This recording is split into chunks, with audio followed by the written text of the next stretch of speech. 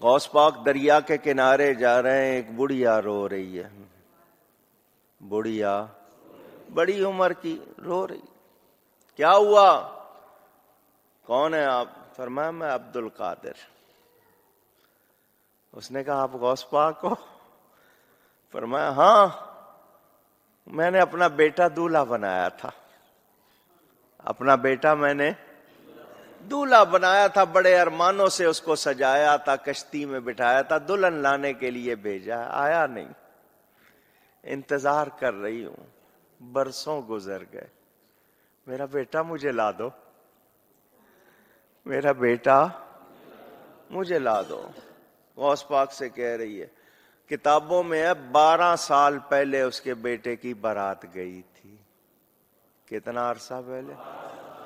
اونچی ایک بار اور، 12 سال کی ڈوبی ہوئی کی کوئی بوٹی ملنی تھی؟ ماں کہہ رہی ہے لا دو. غوث پاک نے ڈوبی ہوئی بارات واپس لوٹا دی. ڈوبی ہوئی بارات اونچی. ایک بار شہنشاہ بغداد حضور غوث پاک رحمت اللہ تعالی علیہ دریا کی طرف گزرے. وہاں ایک 90 سالہ بڑھیا کو دیکھا جو زار و قطار رو رہی تھی. ایک مرید نے بارگاہ غوثیت مآب میں عرض کی، یا مرشدی، اس ضعیفہ کا ایک اکلوتا خوب رو بیٹا تھا، بیچاری نے اس کی شادی رچائی، دولہا نکاح کر کے دلہن کو اسی دریا میں کشتی کے ذریعے اپنے گھر لا رہا تھا کہ کشتی الٹ گئی اور دولہا دلہن سمیت ساری بارات ڈوب گئی. اس واقعے کو آج 12 برس گزر چکے ہیں، مگر ماں کا جگر ہے، بیچاری کا غم جاتا نہیں. یہ روزانہ یہاں دریا پر آتی اور بارات کو نہ پا کر روک دھو کر چلی جاتی ہے. میرے مرشد میرے غوث پاک شہنشاہ ولایت تھے، سراپا کرامت تھے. آپ کو اس پر بڑا ترس آیا اور آپ نے اللہ رب العزت عز و جل کی بارگاہ عظمت میں دعا کے لیے ہاتھ اٹھا دیے. چند منٹ تک کچھ بھی ظہور نہ ہوا. بےتاب ہو کر بارگاہ خداوندی میں عرض کی، یا اللہ عز و جل اس قدر تاخیر کیوں؟ ارشاد ہوا، اے میرے پیارے، یہ تاخیر خلاف تقدیر و تدبیر نہیں.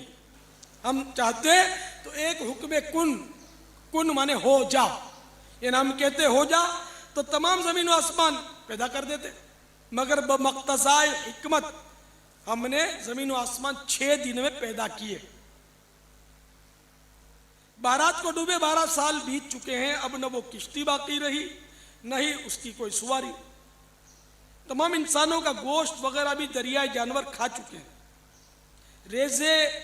ریزے کو اجزائے جسم میں اکٹھا کروا کر دوبارہ زندگی کے مرحلے میں داخل کر دیا ہے. یہ اللہ تعالیٰ نے یہ اللہ کی قدرت ہے. وہ چاہتا تو کن سے اسی وقت سب کچھ ہو جاتا، لیکن بہرحال اس کی قدرت ہے، اس کی مشیت ہے. تو یہ فرما کر ارشاد ہوا، اب اس بارات کی آمد کا وقت ہے. ابھی یہ کلام اختتام کو بھی نہ پہنچا تھا کہ یکایک وہ کشتی اپنے تمام تر ساز و سامان کے ساتھ معدودہ دلہن و باراتی سطح آب پر نمودار ہو گئی اور چند ہی لمحوں میں کنارے آ لگی. تمام باراتی سرکار بغداد حضور غوث پاک رحمت اللہ تعالی علیہ سے دعائیں لے کر خوشی خوشی اپنے گھر پہنچے. اس کرامت کو سن کر بے شمار کفار نے آ کر سیدنا غوث العظم علیہ رحمت اللہ الاکرم کے دستے حق پرست پر اسلام قبول کر لیا. صلو علی الحبیب صلی اللہ تعالی علی محمد. قُلِ اللَّهُ يُحْيِيكُمْ ثُمَّ يُمِيتُكُمْ، اللہ تمہیں زندہ کرتا ہے وہی موت دیتا ہے، ثُمَّ يَجْمَعُكُمْ إِلَى يَوْمِ الْقِيَامَةِ، پھر قیامت دن بھی وہ تمہیں جمع کرے گا، لا ریب فیہ، جس میں کوئی شک نہیں ہے، وَلَٰكِنَّ أَكْثَرَ النَّاسِ لَا يَعْلَمُونَ، لیکن اکثر لوگ اس حقیقت سے ناواقف ہیں۔ اللہ نے فرمایا کہ بھئی یہ بتا دو کہ اللہ میں اور باقی ہستیوں میں یہ فرق ہے کہ وہ زندگی اور موت دیتے ہیں، تو لے آؤ ان کو۔ اللہ کے علاوہ کوئی زندگی اور موت دے سکتا ہے؟ نہیں دے سکتا۔ اگر کوئی کیسا کہتا ہے کہ دے سکتا ہے، اور جناب کس کس قسم کے جھوٹ، یعنی انہوں نے، یعنی وہ جی شیخ عبدالقادر جیلانی رحمۃ اللہ علیہ نے ایک ڈوبی ہوئی بارات جو ہے وہ مرنے کے اتنے سال بعد زندہ کر دی تھی۔ اللہ کے بندو توبہ کرو، قرآن پاک میں سورہ انبیاء کا پہلا رکوع ہے، 17واں پارہ پہلا صفحہ ہے۔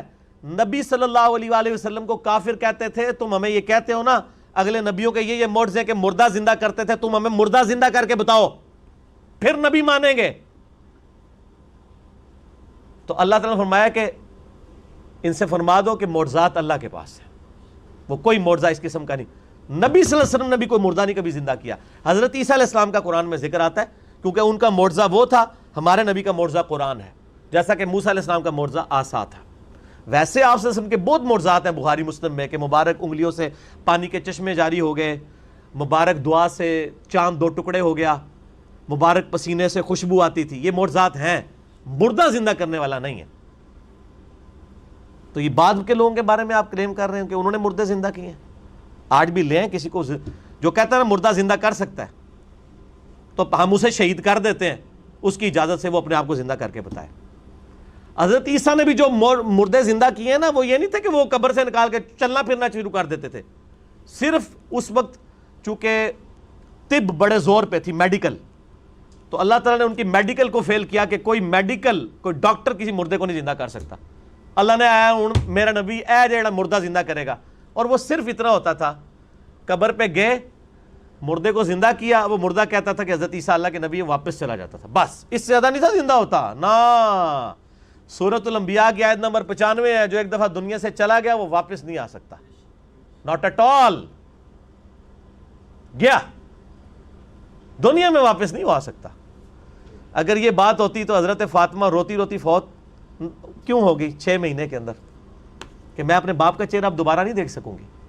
حضرت عائشہ حضور کی لاڈلی ترین بیوی، نبی علیہ السلام کی وفات کے بعد 47 سال تک زندہ رہی ہیں، اور کدھر زندہ رہی ہیں؟ اسی قبر والے حجرے کے 7 کمرے میں۔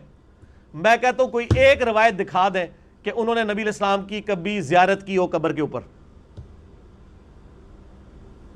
آج لوگ کہتے ہیں ہمارے گھر میں آ جاتے ہیں، کوڑ مارنے چھڑ دو اللہ دے بندے ہو، جھوٹ۔ سب سے زیادہ اگر کوئی حقدار تھا تو حضرت فاطمہ تھی، حضرت عائشہ تھی، مولا علی تھے، ان سے کوئی آپ کو بات نہیں ملے گی۔ یہ جتنی آپ کو باتیں بتاتے ہیں ساری بزرگ بابوں سے بتاتے ہیں، آپ کو حضرت ابو بکر کی کرامت نہیں بتا رہے ہوں گے اس قسم کی، کیا ہوتی نہیں ہے کرامت۔ ہم مانتے ہیں کرامت صرف یہ ہے کہ کسی کی دعا کی برکت سے کچھ ہو جائے، مرضی اللہ کی، کوئی کر کے نہیں دکھا سکتا۔ کوئی کر کے دکھا سکتا ہے تو میں نے کئی بار چیلنج کیا ہے، کوئی زندہ یا مردہ بزرگ، میں اپنا انجینئرنگ کا فارمولہ لکھ کے دیتا ہوں، وہ دیکھ کے پڑھ کے بتا دے۔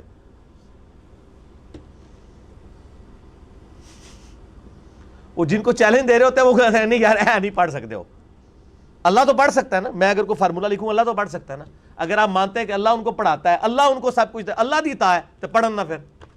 اور میں تو اس سے بڑی بات کرتا ہوں، ان کی آپ نمازیں سنیں، یہ نماز بھی صحیح نہیں پڑھتے ہوتے۔ میں نے کئی لوگوں کی نمازیں سنی ہیں، نماز غلط پڑھ رہے ہوتے ہیں۔ ایو النبیوں کو میں نے بتایا نا، ادھر ایک بہت بڑے پیر صاحب تھے جیل میں نام نہیں لیتا، ایک دن میں نے ان کی نماز سنی، ہم وہ بھی شغل ملے میں بیٹھ گئے نماز سنانے کے لیے۔ نماز میں پڑھ رہے ہیں السلام علیکہ ایھا النبی، مرید ہزاروں ہیں جن کو انہوں نے جنت میں لے کے جانا ہے، نماز ایھا النبی 25-30 بندوں کی موجودگی میں۔ اور بھی بڑی غلطی تھی، یہ موٹی سی مجھے یاد رہ گئی، میں کہ یہ کیا پڑھ رہے ہیں؟ وہ بچپن سے نماز یاد کی تھی، اسی طرح چل رہی تھی، باقی عین ہا تو ہے ہی کوئی نہیں تھا نا، وہ تو چھڈ ہی دو، وہ تو میں گل ہی نہیں کہ میں زبر زیر کی غلطیاں ایھا النبی۔ اور یہ وہ ہیں جو کہہ رہے ہیں اسی جناب تہاڈا بیڑا تار دینا، نماز نہیں آتی، دعوے۔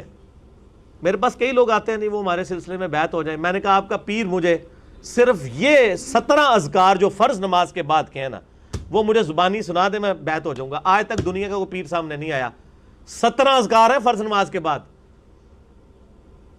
لوگوں کو کتنے آتے ہیں؟ 4 یا 5. آیت الکرسی، تسبیح فاطمہ، اللہ اکبر، استغفر اللہ، اللہ منت سلام. تہاڈی تے گنتی مک جانی ہے 5 تو بعد. اے 17 اذکار لکھے ہوئے ہیں گرین کارڈ پہ جو نبی صلی اللہ علیہ وسلم کرتے تھے، دنیا کے کسی پیر کو نہیں آتے ہیں. وہ 24 اذکار بلو کارڈ پہ لکھے ہوئے ہیں جو صبح و شام کے اذکار ہیں نبی علیہ السلام کے. کتنی مشکل دعائیں ہیں بخاری مسلم میں، کسی پیر کو نہیں آتی ہیں. میں اس سے بڑا چیلنج کہتا ہوں یہ دیکھ کے پڑھ کے بتا دیں. یہ اتنی مشکل عربی ہے کہ جس نے پہلی دفعہ پڑھی ہو وہ اس کو ایک دفعہ پڑھ کے صحیح پڑھ ہی نہیں سکتا. ابھی تک تو سارے فیل ہوئے ہیں.